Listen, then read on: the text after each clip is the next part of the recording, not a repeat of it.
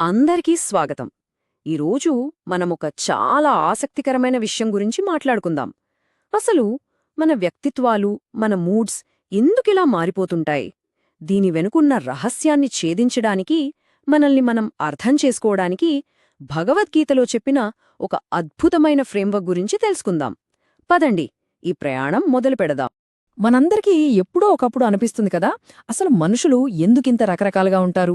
కొంతమంది చూస్తే ఎప్పుడూ ప్రశాంతంగా కూల్గా ఉంటారు, మరికొందరేమో ఎప్పుడూ ఏదో ఒక హడావిడి, ఒక ప్యాషన్తో ఉంటారు. ఇంకొంతమందేమో కాస్త బద్ధకంగా, నిరుత్సాహంగా కనిపిస్తారు. సరే, పక్కవాళ్ల సంగతి పక్కన పెడితే మన మూడ్స్ కూడా పొద్దున్న ఒకలా, సాయంత్రం మరోలా ఎందుకు మారిపోతుంటాయి? ఈ ప్రశ్న మనందరిది. అయితే ఈ చిక్కుముడికి సమాధానం ఎక్కడో లేదు, మన ప్రాచీన గ్రంథమైన భగవద్గీతలోనే ఉంది. గీత మన స్వభావాన్ని అర్థం చేసుకోవడానికి ఒక అద్భుతమైన తాళం చెవిని అందిస్తుందన్నమాట. ఆ తాళం చెవే త్రిగుణాలు. భగవద్గీత మనకు పరిచయం చేసే ఒక పవర్ఫుల్ కాన్సెప్ట్ ఇది. మొత్తం ప్రకృతిని, ఆఖరికి మన స్వభావాన్ని కూడా అర్థం చేసుకోవడానికి ఇదొక టైమ్లెస్ ఫ్రేమ్వర్క్ లాంటిది. ఇంతకీ ఏంటి ఈ గుణాలు? సింపుల్గా చెప్పాలంటే ఇవి ఈ విశ్వంలో ఉన్న ఎనర్జీ యొక్క 3 ప్రాథమిక క్వాలిటీస్. ప్రకృతిలో ఉండే ప్రతి దానిలోనూ, మనలో కూడా ఈ 3 గుణాలుంటాయి. మన ఆలోచనల దగ్గరనుండి మనం చేసే పనుల వరకు, చివరికి మన వ్యక్తిత్వాన్ని కూడా ఇవే శాసిస్తాయి. ఆ 3 గుణాలే సత్వ, రజో మరియు తమో గుణాలు. మన ఉనికి అనేది ఒక అందమైన వస్త్రం అనుకుంటే, ఈ 3 గుణాలు ఆ వస్త్రాన్ని నేసిన 3 దారాలన్నమాట. సరే, ఇప్పుడు ఒక్కో దారం గురించి వివరంగా చూద్దాం. మొట్టమొదటిది సత్వగుణం. పేర్లోనే ఉంది గదా, ఇది మంచితనానికి, శాంతికి, స్వచ్ఛతకు ప్రతీక. తెల్లవారుజామున ఉండే ప్రశాంతత లాంటిది. అంత స్పష్టంగా, హాయిగా ఉంటుంది. చూడండి, సత్వగుణం ఎక్కువగా ఉన్నప్పుడు మనసులో ఎలాంటి కన్ఫ్యూజన్ ఉండదు. ఒక రకమైన క్లారిటీ, పీస్, కంటెంట్మెంట్ అంటే సంతృప్తి ఉంటాయి. అంత తేలికగా, స్వచ్ఛంగా అనిపిస్తుంది. సహజంగానే ఇలాంటి మానసిక స్థితి మనల్ని జ్ఞానం వైపు నడిపిస్తుంది. ఇక రెండవది రజోగుణం. ఇది ప్యాషన్, యాక్షన్, ఎనర్జీకి సంబంధించింది. మనల్ని నిద్రలేపి పద, ఏదో ఒకటి సాధించాలి అని ముందుకు నడిపించే ఫ్యూయల్ లాంటిదే ఈ రజోగుణం. రజోగుణం డామినేట్ చేసినప్పుడు మనలో ఆశయాలు, కోరికలు ఉరకలేస్తుంటాయి. ఎప్పుడూ ఏదో ఒక పని చెయ్యాలనే తపన, ఫలితాలు సాధించాలనే ఆరాటముంటాయి. కాని దీనికి మరోవైపు కూడా ఉంది. ఇదే మనసులో చంచలత్వాన్ని, కొన్నిసార్లు అత్యాశను కూడా పెంచుతుంది. ఇక ఆఖరిది తమోగుణం. ఇది జడత్వానికి, అంటే ఇనర్షియాకి, అజ్ఞానానికి, చీకటికి ప్రతీక.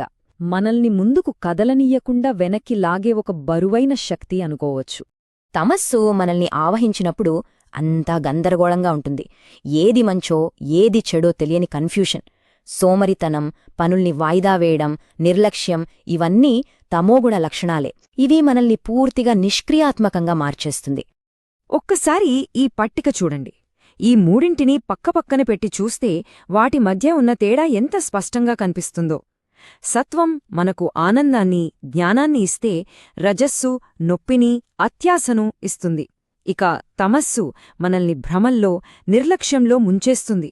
3 దారులు, 3 వేర్వేరు గమ్యాలు. అయితే ఇక్కడే కథలో అసలైన ట్విస్టుంది.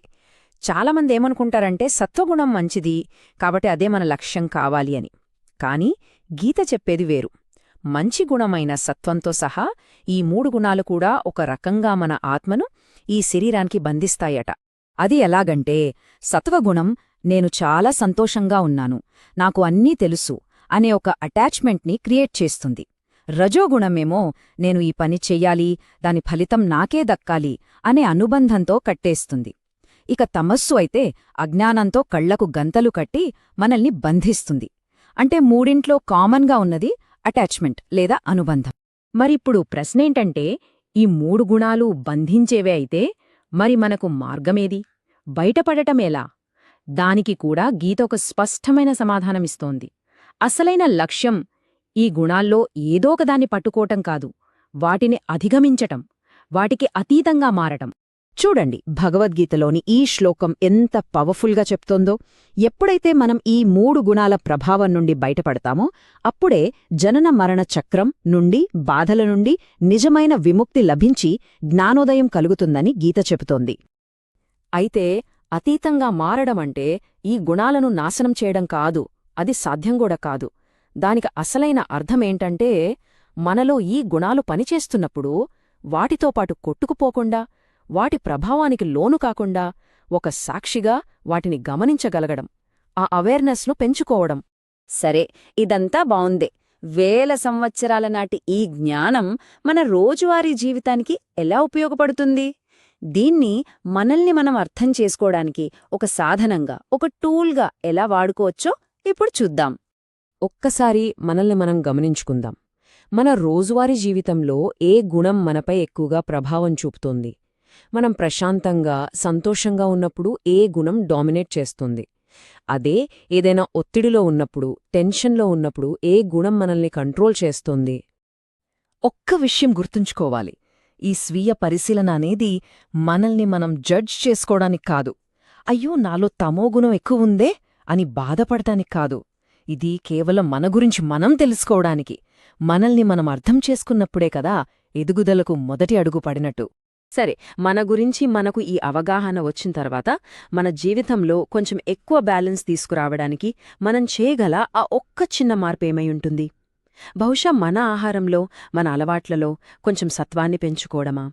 లేదా మనలో ఉన్న రజోగుణాన్ని నెగటివ్ వైపు కాకుండా పాజిటివ్గా వాడుకోవడమా? ఈ ప్రశ్నతో మిమ్మల్ని వదిలేస్తున్నాను. ఆలోచించండి.